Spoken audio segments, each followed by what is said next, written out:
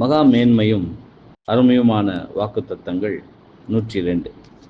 நான் வானத்தை நிலைப்படுத்தி பூமியை அஸ்திபாரப்படுத்தி சியோனை நோக்கி நீ என் ஜனம் என்று சொல்வதற்காக நான் என் வார்த்தையை உன் வாயிலை அருளி என் கரத்தின் நிழலினால் உன்னை மறைக்கிறேன். ஏசாயா 51:16.